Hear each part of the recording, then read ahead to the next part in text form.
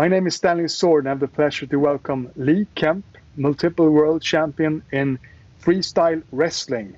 And you were also the Olympic coach for the USA team in the 2008 Olympics, where you conquered a Olympic gold. And you have an exciting journey, Lee. Tell us, why should we start out wrestling? What does it bring to life?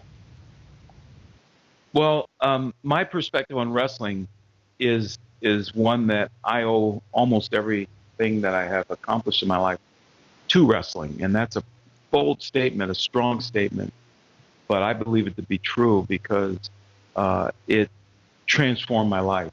It allowed me an opportunity to really see what I was made of, if I can use that phrase. Wrestling is one of the greatest challenges that you could ever do. It's a physical struggle, one-on-one. No one can help you. Your coaches could be around, they could be, in the chair watching, but you look toward them, they can't help you. You've got to figure it out on your own. There are no timeouts like other sports. There's no where you can get, maybe the coach can put you out for a while so you can rest, and you have teammates you can pass the ball to when you're in a wrestling is all you. So you take all the victory, take all the loss. So to be a wrestler, you learn how to deal with life, and you learn how to pick yourself back up. If you get taken down, if you get beat down, if you only you can correct that. So it put me on a path that as I started to learn how to be successful in wrestling, that path has continued to this day. All the different things I've gone through in my life, it's been like a wrestling match. And I'm very familiar with how to pick myself back up in a wrestling match. And I've done it in my life. And people has wrestled for thousands of years. It's an ancient sport, and it's kind of a natural way to interconnect, going head to head, so to say. Yes. Do you feel that connection with former generations when you're in a match? Yes, I do. The connection is one of reverence and respect, very similar to me. I mentioned Dan Gable. He was kind of a legend when I was younger. He's about 8 years older than me. So when I was 18 years old, he was 26. So he, like the way I look toward him, some of the younger athletes look maybe toward me, and others like that. So it definitely is a sport of reverence from one generation to the next. The current generation, they do look at the former champions, and they want to learn from the former champions. So I'm very honored and proud to be one of those former champions. Yeah.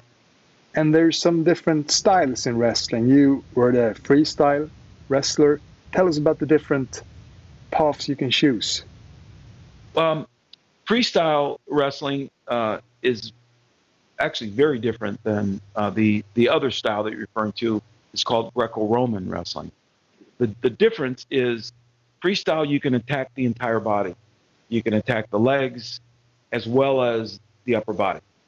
Greco-Roman wrestling, you can only attack the upper body. So you can't tackle the legs like you would see in wrestling, like a football tackle or a double leg tackle. It's all upper body. So the match tends to be more throws, like headlock, like judo. It looks more like judo, but without the gi. So it's wrestling. It's actual wrestling. Where judo is the match would start and it ends right with a throw. It's over, or points are scored and you get back to your feet again. Where wrestling is continuous. After a takedown, then there's action on the mat where you're trying to put your opponent on their back and pin them. That's all the same. But the difference between freestyle and Greco-Roman is you can only attack the upper body in Greco-Roman. Freestyle, you can attack the entire body. And Lee, did you have a unique style? How do we see it's Lee Kemp in a match? I did have a unique style. It's interesting that you bring that up. I attack the legs from my feet. where most wrestlers today, if you watch a current wrestling match today, and even back then, wrestlers would attack the legs similar to a football tackle, where they would dive in sort of and get both legs and drive the opponent over. Where my style was on my feet and I would attack the legs from one leg, a single leg. My forte was a single leg takedown from my feet, and I would take the leg like a strike. I would strike at the leg with my arms and pull the leg in, and I would still be on my feet. And then I would take the person down from standing. So I was very different. Not many wrestlers wrestled that style. And so if you talk to anyone about Lee Kemp, they'll say, oh, yeah, Lee's single leg was unstoppable. So, so that was my... And tell us, for the years to come, in 10, 20 years, how do you think freestyle wrestling will change? How will it develop? What will happen? Well, I've seen the changes. The changes are very similar to what has been happening in all sports. And that change is the athleticism of the athletes. I mean, you see athletes now, today, doing phenomenal physical acts of acrobatics in their sport of wrestling, as with all sports. But the wrestlers, specifically, you see them doing things from a athletic and acrobatic standpoint that didn't exist in my day. The quickness, the strength, as you know, with all sports, there's just the athletes are getting more and more knowledge because of the science and the technology behind better nutrition, better biomechanics, better recovery, better all of it. So the athletes are doing things that they didn't do when I competed. So yeah, it's fun to watch in all sports too. And how much is strength? How much is technique? How much is endurance? What's the different components of a great wrestler? That's another great question. I'm glad you bring it up, because that's what I'm proud of in wrestling. It's all of them. Strength might be something you just right away intuitively might think, okay, be a wrestler, you have to be strong. Well, you don't have to be strong sometimes if you have better technique or you have better leverage. Sometimes a tall, thinner, skinny type of wrestler would just beat up a short, stocky, strong wrestler because of the leverage component.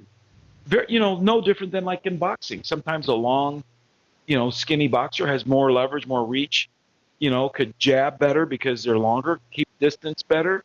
And the shorter, stockier boxer, in this example, never gets an opportunity to use that power and strength. So very similar to wrestling. Now, there's some short, stocky wrestlers that have, mastered their style, and they find ways to get through the longer wrestler trying to keep distance. So whoever can master their craft the best can use the skills, body type.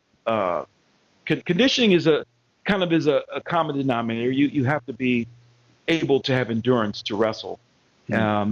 Strength is important. You have to have a certain level of strength, but that's not all strength. There's a lot of strategy, a lot of tactics involved in wrestling. Because there's no timeouts, you can't take a break. You could be getting beat in a certain tactic, and you've got, within that 6-minute period of time, you have to figure out how to defend that tactic and then create one of your own.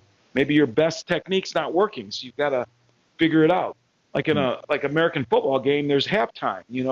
Coaches go in the locker room, they kind of get on the drawing board, they figure new things out. Soccer, whatever, those games last for an hour. The wrestling match is 6 minutes long with no breaks, and 6 minutes goes by like that. And so you have to be able to adapt. I always think that, and of course I'm biased, but I think to wrestle, you have to have a high level of intelligence to be able to figure things out very quickly, and you have to make split decisions as to what technique you're going to do at that exact moment. And timing is really important, just like all sports. But wrestling, timing is important because I'm trying to do a move on you, and you're trying to stop me. So if you're as skilled as I am, I've got to find a microsecond opening, and I have to create that opening through my knowledge and technique and strategy. And once that opening's there, I have to have the skill the knowledge, skill, and technique to make that happen in like a microsecond. So when you watch high-level wrestlers, and you're not a wrestler yourself and you don't follow it, you may be watching, oh, man, it's pretty boring. There's nothing going on. Because it's not like a knockout in boxing or a slam dunk in basketball. It's these little micro movements that a connoisseur of the sport will be sitting there watching these little minute adjustments and then a score. Mm-hmm. And we're raving over it. Oh, did you see that? Did you see that technique? Did you see that timing? You know, so it's a very unique sport. And we as spectators, is there anything else we should watch, carefully in order to enjoy it the most? Is it, like you say, if you watch football, it's not so hard to, there's a goal and they score, but how do we enjoy the art of wrestling? If you look at wrestling as an art form, which I always did, and if you look at it from a standpoint of you have two people that start standing, they're facing each other, and it's not boxing, so you're not hitting.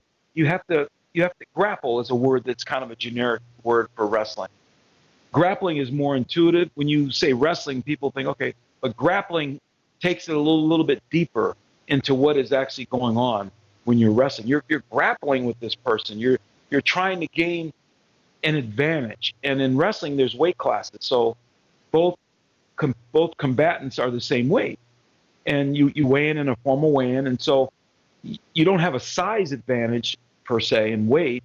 You might have a height advantage maybe, or a strength advantage, or maybe even a quickness advantage. But you have to somehow neutralize all that. So to a fan, when you see this strong, muscular wrestler, and there's a lot of them, I guess I was more in that camp. I was kind of in a stronger type of a physique.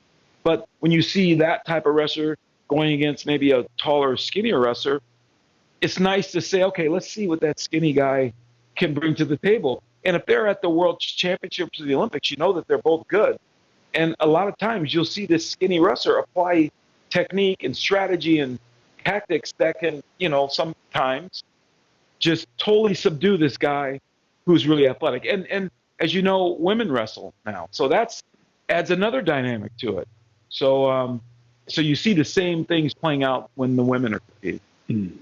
And when you started out, you were quite, there weren't so many sports. There wasn't so much competition for the kids. Now it's UFC. It's a lot of different martial arts compared to before. Does it bring something to wrestling because there's a path you can make money out of wrestling, or does it compete with wrestling so they steal the talent from you, so to say?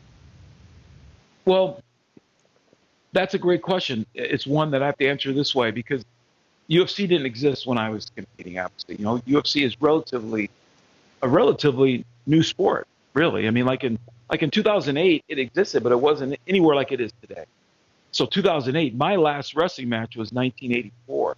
So there was just nothing for me as a way to make money at it. So now I put my perspective to that today in 2021. It absolutely is providing a way for wrestlers to make money, and not even the champions. There's a lot of wrestlers that didn't achieve great success on the college level or never even made a U.S. national team, but they have the wrestling fundamental down.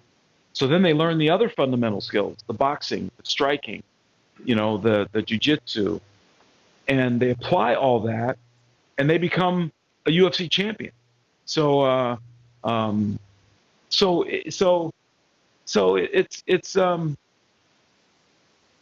it's beautiful when you think of it like that.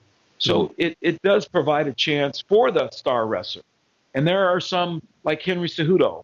I mentioned him several times. He was an Olympic champion, and he was on a Wheaties box. So he was going that direction, but he also realized that he could fight as well. He grew up. In fact, his story is a great story all by itself. He was a Mexican immigrant, had a very tough life, the whole bit. So he grew up fighting. So wrestling was a civilized way for him to, better his life, and he won an Olympic gold medal. But then he realized, man, I could do this too. I grew up fighting, so he knew how to fight. I think he was trained a little bit as a boxer, and he learned the other skills, and man, he just is unbeatable. So, again, fighting is not doesn't fit my personality at all. I was kind of characterized by coaches as a very, very non-aggressive wrestler. I was like a Ferrari that was kind of like sitting in the garage most of the time. And then, you would pull the Ferrari out when you needed to win it, to score a takedown, and you'd pull it back in. So I was very subdued, my style, and that just fit my personality.